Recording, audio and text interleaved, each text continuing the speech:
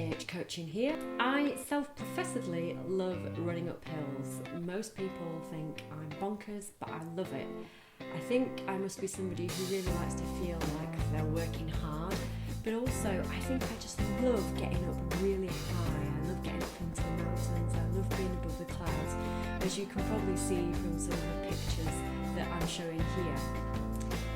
So in terms of things like racing, I've actually done a few uphill only races, and also a lot of the races that I run tend to be pretty hilly. They tend to have a lot of climbing, and for that reason it can be quite interesting to know at what intensity to attack a climb if you're one of these people who likes to do races with a lot of climb in them, and that can be tricky.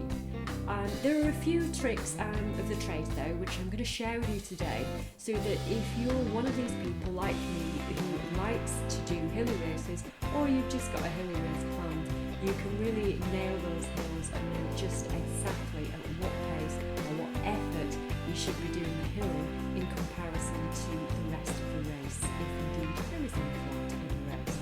The rule of thumb on relatively runnable terrain is that you're going to gain about 12 to 15 seconds per mile in pace. So you're going to be 12 to 15 seconds per mile slower in pace for every percentage of gradient. If you want that in kilometres, that would work out at about 7.5 to 9 seconds per kilometre. If you wanted then to look at that in terms of a particular race that you were going to run, you could then try and work it out using that equation. So for example, if you were thinking, right, on the flat I'm going to be about 5 minutes per K, then on a hill that's going to give you about 6 minutes to 6 minutes and a quarter per kilometre. So rules of thumb, they can be helpful. There are other things you can do which can help make things a little bit more accurate and maybe a little bit more personal to you, and that's basically doing some uphill running tests. To work out your uphill running pace, the easiest thing to do is to work out your functional threshold pace when running uphill. This is a relatively simple test to do, and specifically if you use something like Training Peaks or another kind of tool which just processes all your running data, it's really easy to work out after you've done the test. All you really need to do is to find a hill long enough, and for me, I live in the mountains, that's not a problem. So I do this test regularly uphill, and all you need to do is have a good warm-up and then run uphill as hard as you can for 30 minutes, as if you were doing a 30-minute uphill race. Obviously, cool down afterwards, you're going to have to, because you're going to have to run down the hill unless you've got somebody nice who's going to give you a lift back down. And then when you get home, all you need to do is to take the average pace over that 30-minute effort. And the average pace over that 30-minute effort is going to be your uphill functional threshold pace. You can then input that functional threshold pace into Training Peaks, and it will automatically work out all the other training zones. I prefer using Dual Fuel's 7-pace zone system, but you can do that with a 5-pace zone system if that works for you better. So this is how this would look in practice.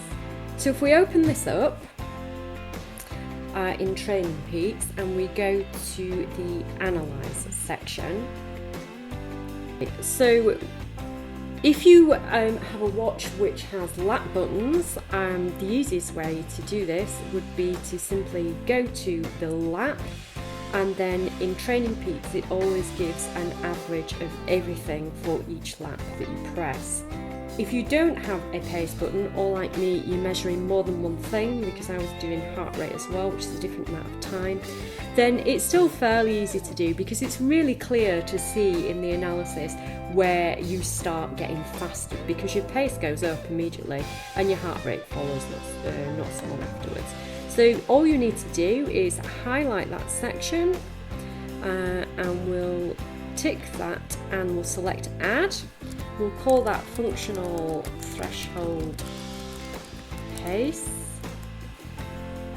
and we'll add it in.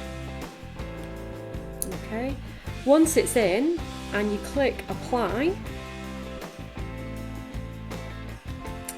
you can then see all the averages there, and the average that we're looking for, if we're looking at pace, is of course the pace, which here is, the average pace is 10 minutes 46 seconds per mile. So now I know that on that particular hill, my functional threshold pace is 10 minutes 46 seconds per mile. Of course, with tests like that out in the field tests, they're really only truly accurate for the hill that you've done the test on. They're really more of a ballpark figure. So for example, a lot of the races that I do, and I'm sure some of you other guys are the same, they're quite rough underfoot, and so if you're doing a test on a good runnable hill, then that's not going to be representative of something that's really rough or something that's a lot more steeper. However, that doesn't mean that it's not useful. It is useful to have pace at times, especially, for example, maybe you're looking at a very, very runnable race or a road race, which has some particular hilly bits with different ascents in. And if you know the percentage of those ascents, you could use your ballpark figure, your 12 to 15 seconds per mile for every percentage of gradient, and think, right, okay, I'm probably going to have to drop pace to around here now. I'm going to have to drop pace to around here now. And that then helps prepare you and to sort of calm you a bit when you're trying to think about actually running a good race. My own preferred method is actually to just use heart rate, because your heart doesn't know whether you're running uphill or not, it just knows how hard you're working. So the figures don't change, and that is certainly a lot easier for trail races. But it's still nice to know these different paces, and certainly for those of you who don't use heart rate or don't have a heart rate monitor, knowing your pace is really handy.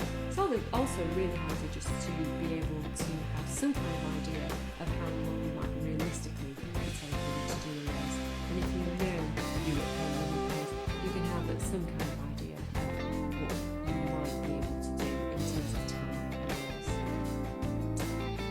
That's uphill running, and that's how to work your pace for uphill running. If you liked this video and you'd like to hear and see more videos like this, then do subscribe to my channel. And if you click the bell, you will always be notified if there's a new video, and you'll never miss one. If you want to know more about training with your heart rate, I've done another video all about how to train with a heart rate monitor, so do check that out.